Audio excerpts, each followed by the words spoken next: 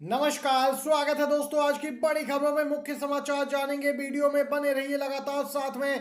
तो दोस्तों, दूसरी तरफ आप भी मानते हैं कि ईवीएम बैन होकर बैलेट पेपर से चुनाव होने चाहिए, तो वीडियो को लाइक करके कमेंट बॉक्स में जरूर लिखिएगा भी सपोर्ट बैलेट पेपर। सबसे पहले और बड़ी खबर जानते हैं किसानों को लेकर आ रही है ताजा अपडेट।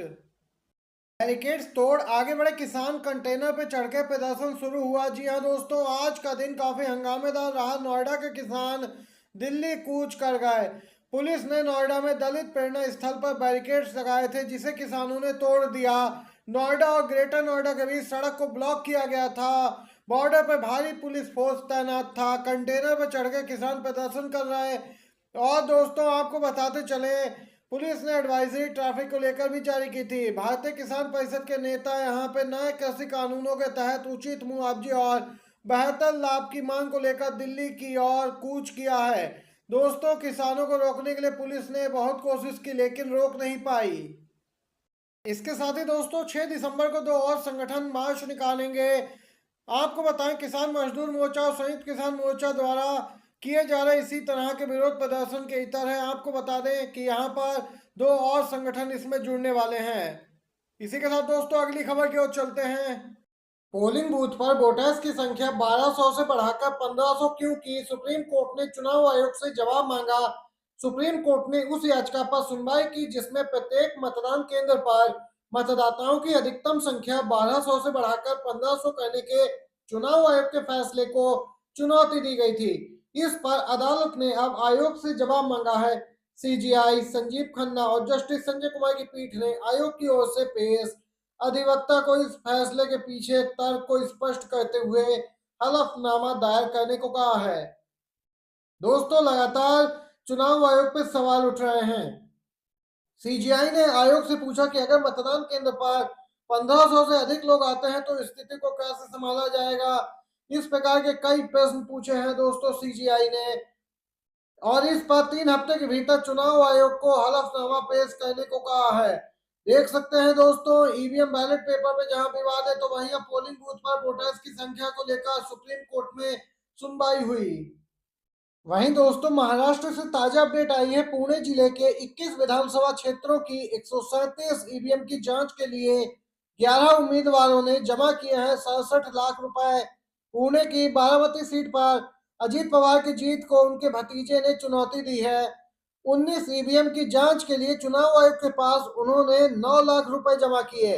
दोस्तों, इसी के साथ आपको बता दें कि पुणे जिले के 21 विधानसभा क्षेत्रों में से 11 उम्मीदवारों ने 137 ईवीएम की दोबारा जांच के लिए चुनाव आयोग से अनुरोध किया है। इन उम्मीदवारों ने सामूहिक रूप से जांच खर्च के लिए चुनाव आयोग को 67 लाख रुपए का भुगतान भी कर दिया है। दरअसल सुप्रीम कोर्ट के दिशा निर्देशों के अनुसार उम्मीदवार अपने विधानसभा क्षेत्र में इस्तेमाल की गई इलेक्ट्रॉनिक वोटिंग मशीनों में से 5% के माइक्रो कंट्रोलर की जांच करवा सकते हैं। उम्मीदवार को इस प्रक्रिया के लिए एक लिखित आवेदन और वेरिफिकेशन पे आने वाले खर्च को वहन करना होता है। इसके बाद उम्मीदवार और वीवीपैट निर्माण कंपनियों के इंजीनियर के समक्ष कड़ी निगरानी में ईवीएम के माइक्रो कंट्रोलर की जांच की जाती है। 2/3 बहुमत 10 दिन से महाराष्ट्र में सीएम पद पे सस्पेंस। शिंदे के बाद अजीत पवार का खेला शुरू। जी हां, महाराष्ट्र के अगले मुख्यमंत्री को नाम को लेकर गतिरोध जारी है, क्योंकि कार्यवाहक सीएम एकनाथ शिंदे ने अस्वस्थ होने के कारण अपनी बैठकें सभी रद्द की, जबकि एनसीपी नेता अजीत पवार सरकार गठन को लेकर भाजपा के शीर्ष नेतृत्व से मिलने के लिए दोबारा दिल्ली रवाना हुए। मीडिया रिपोर्ट्स के मुताबिक कार्यवाहक सीएम शिंदे, जिन्हें विभागों के बंटवारे को अंतिम रूप देने के लिए महायुति नेताओं की बैठक में भाग लेना था, गले में संक्रमण और बुखार से पीड़ित हैं। दोस्तों, आपको बताते चले, इसके साथ ही यहाँ पर निर्मला सीतारमण और विजय रूपाणी को ऑब्जर्वर के तौर पर जिम्मेदारी मिली है। महाराष्ट्र में विधानसभा में दोस्तों, भले ही बीजेपी की संख्या अच्छी हो गई हो, लेकिन फिर भी लगातार उसके सामने अड़चने उसके सहयोगी ही यहाँ पे उत्पन्न कर रहे हैं। और दूसरी तरफ अजीत पवार भी अब यहाँ पे दमदार मंत्रालयों के लिए दिल्ली के चक्कर लगा रहे हैं। संसद में विपक्ष का जोरदार हंगामा। लोकसभा और राज्यसभा की कार्यवाही कल के लिए स्थगित हो गई। संसद के शीतकालीन सत्र का आज छठा दिन काफी हंगामेदार रहा। संसद की कार्रवाई शुरू होते ही दोनों सदनों में विपक्ष ने हंगामा शुरू कर दिया। इस वजह से लोकसभा की कार्रवाई नहीं चल पाई और कल तक के लिए स्थगित कर दी गई। वहीं राज्यसभा की कार्रवाई भी कल तक के लिए स्थगित की गई है। बता दें कि दोनों सदनों में दोस्तों जबरदस्त गतिरोध देखने को मिला है। अडानी मुद्दे पर विपक्ष का ये हंगामा था। आपको बताते चले लोकसभा में भी इस मामले को उठाया गया। इसके साथ ही दोस्तों आपको बताते चले विपक्ष लगातार अडानी मामले पर सरकार से प्रश्न कर रहा है, लेकिन सरकार इस मामले पर चर्चा को तैयार नहीं है।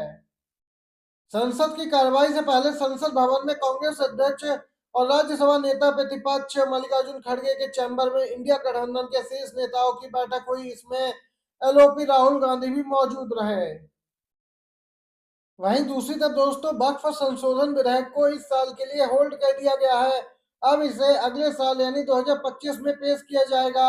अगले साल बिहार और दिल्ली में चुनाव है। इस साल अब बचे शेष दिनों में कहीं चुनाव नहीं था। दोस्तों देख सकते हैं इसमें मामले को लेकर ये ताजा अपडेट आई है। संसद में रोज यहाँ पे कार्रवाई स्थगित हो जाती है। तो दूसरी तरफ अगली अपडेट की ओर चलते हैं। इसके साथ ही एक बार फिर बजा है विश्व में मोदी जी का डंका। जी हाँ, अमेरिका के धार्मिक स्वतंत्रता आयोग ने रिपोर्ट जारी कर विदेश मंत्री जयशंकर की मौजूदगी में मोदी सरकार पर कई गंभीर आरोप लगाए। विदेश मंत्री चुपचाप सुनते रहे।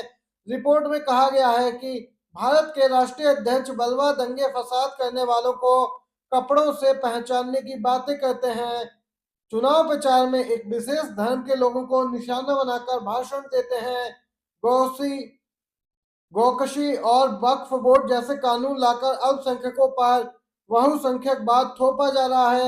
मीडिया को बोलने की आजादी नहीं है। अमेरिका के धार्मिक स्वतंत्रता आयोग ने कहा कि जब हम अपने आरोपों की तस्दीक करने के लिए भारत जाना चाहते हैं तो हमारा वीजा रद्द कर दिया जाता है। लेकिन दोस्तों मोदी सरकार ने हमेशा की तरह बिना तथ्य पेश किए इन आरोपों को नकार दिया है। इसी के साथ अगली खबर की ओर बढ़ते हैं। आंध्र प्रदेश में वक्फ बोर्ड को किया गया भंग। चंद्रबाबू नायडू सरकार का बड़ा एक्शन। चंद्रबाबू नायडू के नेतृत्व वाली आंध्र प्रदेश सरकार ने पिछली वाईएसआर कांग्रेस सरकार द्वारा नामित राज्य वक्फ बोर्ड को भंग कर दिया। यह कदम वक्फ संशोधन विधेयक 2024 के खिलाफ चल रहे हंगामे के बीच उठाया गया है। दोस्तों देख सकते हैं आंध्र प्रदेश में ये ताजा घटनाक्रम देखने को मिला है। नई सरकार ने वक्फ बोर्ड को ही भंग कर दिया है। चंद्रबाबू नायडू सरकार का ये बड़ा एक्शन लिया गया है। दोस्तों ये थी सभी बड़ी खबरें और मुख्य समाचार। आपको वीडियो अच्छा लगा हो तो लाइक कीजिएगा, नए हैं चैनल पे तो आप सब्सक्राइब करके घंटी के आइकन को दबाइएगा, जिससे कि लेटेस्ट वीडियो के नोटिफिकेशन आप तक पहले पहुंचे। बहुत बहुत धन्यवाद आप सभी का।